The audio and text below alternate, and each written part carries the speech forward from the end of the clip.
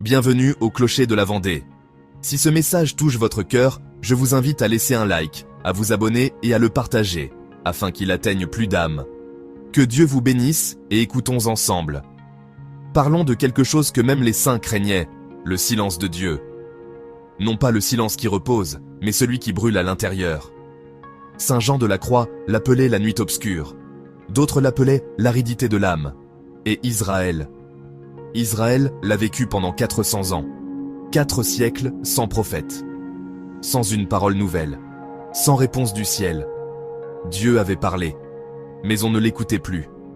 La foi devint une habitude. Le culte, une routine.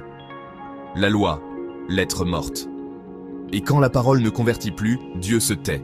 Non pas pour punir, mais pour provoquer la faim. Car pire que de ne pas entendre Dieu, c'est de l'entendre et de rester les mêmes.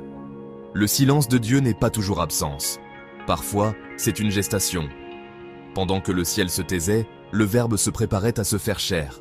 Le monde devait apprendre ce que signifie vivre sans Dieu pour le reconnaître quand il aurait parlé. Et voici l'inconfortable vérité. C'est souvent nous qui précipitons le silence de Dieu. Quand nous prions sans nous convertir. Quand nous cherchons la consolation, mais pas la vérité. Quand nous aimons les dons, mais pas le donateur. Quand nous voulons un Dieu qui nous confirme, pas qui nous transforme. Alors Dieu se retire.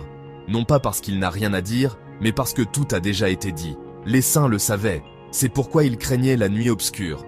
Parce qu'en elle, Dieu éteint les émotions, le goût, la sécurité, pour purifier l'amour. Afin que l'âme apprenne à aimer Dieu pour Dieu, et non pour ce qu'il donne. Et aujourd'hui, dans un monde rempli de bruit, de relativisme et de foi à la carte, le silence du ciel nous surprend-il vraiment?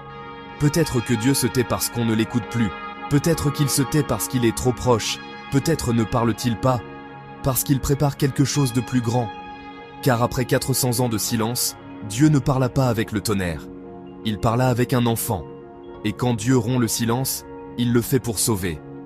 Si aujourd'hui tu ressens le silence de Dieu, ne le remplis pas de bruit. Ne fuis pas. Ne désespère pas. Le silence n'est pas un abandon, c'est un appel. Parce que quand Dieu se tait, c'est qu'il opère en profondeur. Et après le silence, vient toujours la parole. Alors laissez-vous transformer par la parole et purifiez-vous avec le silence de Dieu.